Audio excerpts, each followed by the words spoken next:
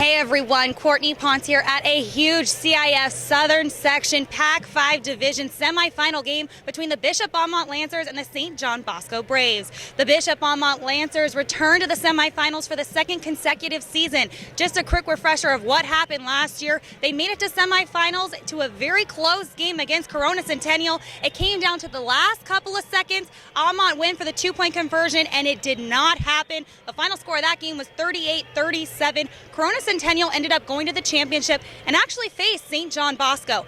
Bishop Amat comes here tonight fired up, ready for redemption. They don't want a repeat of what happened last year, especially because they're here after winning against Oaks Christian last week in a big win, 61-40. They were led by Toriano Sweet, who in the first half alone had 257 yards and 3 touchdowns. Toriano Sweet has already broken a couple of the school records.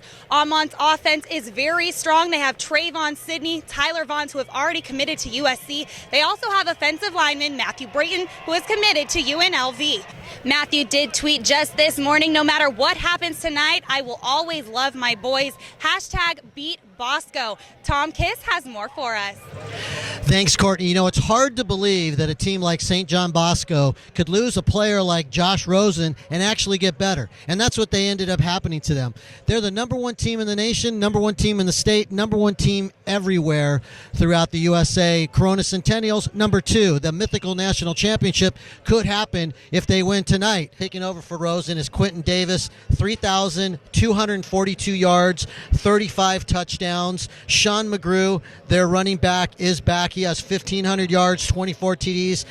Look for the wide receivers, Jared Howell and Devin Fleming. You know, this team, St. John Bosco, they're averaging almost 60 points a game. They're only giving up 11 points a game. Amat can score. The question is, are they going to be able to score enough points to keep up with St. John Bosco? Because we know they will score. Courtney, back to you. Thanks, Tom. The winner of tonight's game will advance to the championship next week, Saturday night at Angel Stadium. They will play the winner of the Corona Centennial Modern Day game. But first, let's check out the highlights.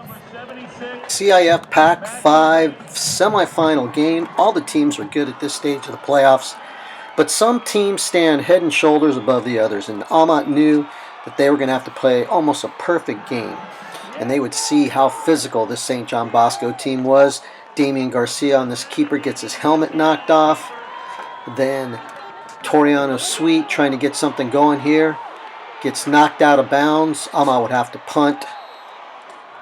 Then the Amat D actually held Bosco's run game early, but then Quentin Davis had to go to the air, and he hits Berkeley Holloman on a 3rd and 14 play, right? Then he's going to go across the middle to Jared Harrell, down to the 8-yard line for Bishop Amat, and then after that, Devin Fleming, 12 yards into the end zone, 7-0 lead, St. John Bosco. Bosco's going to hold Amat on downs, get the ball back, and then Davis over to Harrell on the first play of the drive, a swing pass to the right. He gets a great block by Fleming, who took 2 guys out. 65 yards later, the Braves are up 14-0. Damian Garcia trying to get something positive for the Lancers going. Hits Trayvon Sidney for a short gain. Look at the 4 defenders swarming around Sidney there when he gets the ball. And then the next play, Garcia is going to throw it across the middle and gets picked off by Justin Commodore. Got to control the turnovers, especially in your own end. Scary moment for St. John Bosco. Wide receiver Jared Harrell is going to make a cut. He goes down, hurts his ankle, would not come back into the game. Amat gets the ball back, and Damian Garcia is going to look right, trying to throw down to Brandon Cummings, who gets interfered with. Get a field goal, cutting the lead to 14-3. Then Terrence Beasley, with a punishing run, takes this ball down to the 3-yard line. A few plays later, he's going to run it in himself, giving St. John Bosco a 21-3 lead at halftime. Second half action, quarterback Davis is going to do it himself. Takes this one 25 yards up the middle through the heart of the Amat defense. A few plays later, it would be Davis himself on the keeper. The lead grows to 28-3. Remember, 21-3 at halftime. Now it's 28-3. Crucial point in the game for Amat coming up here. If you're going to watch this play right here, look at the closing speed from Travis Tuiasatui. He's going to take Garcia down, who had to leave the game. In comes Ryder Ruiz, who completed a couple passes prior to this 4th down and 2 play. We thought the beef was going to be coming up, and this happens. Ball gets fumbled around, and that is Jacob Callier for Bosco running this in for 30 yards, making the lead grow 35-3. Next possession, Ruiz over to Tyler Vaughns. He throws it back into the middle, and it is right in the hands of Callier once again. Right place at the right time, this time 30 yards into the end zone.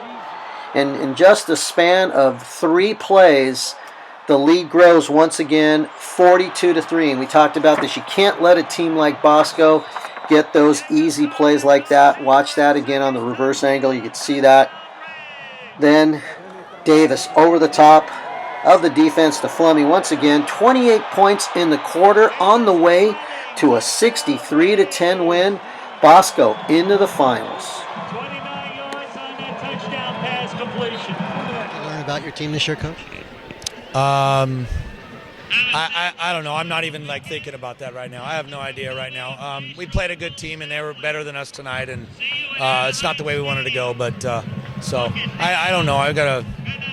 Seems like the turnovers got it going downhill quick, but like you said, with a team like this, you can't do that against them. No, they're a real good team, and they outplayed us, outcoached us. We didn't put on a very good show tonight. So, but anyways, hey, proud of the kids. We're in a good situation. Last 4 team here, and certainly not the way we wanted to go out. But I'm just haven't been able to digest it. So, but we got a lot of kids to take care of right now, and they're hurting. So, To an end, what'd you learn about St. John Bosco out there tonight? The better team won today. They came out executing real quick.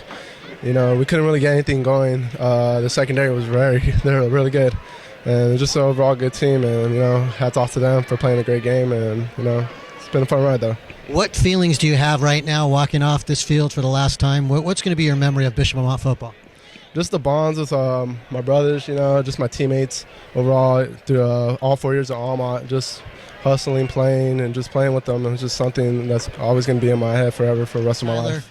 Tough game tonight to go out your senior season. What do you take from your years here at Bishop Amat? I take my pride, dignity, and unity with my brothers here that I created there these 4 years. I mean, we've been tight for the last 4 years. I really wasn't a religious person until I got here. So I mean, it was great just to bond with these people here. You're looking forward to now going on to USC next year. How do you feel about that going on? I mean, right now I'm just trying to think about just this offseason going into there, but I'm just gonna focus on this offseason right now. I'm not really trying to get into USC until I get there. The final score of tonight's game was 63-10. St. John Bosco with a huge win over Bishop Amat. St. John Bosco does advance to the CIF Southern Section Pac-5 Division Championship game next week against Corona Centennial at the Angel Stadium. From Cerritos College, I'm Courtney Pons for the Tribune Sports.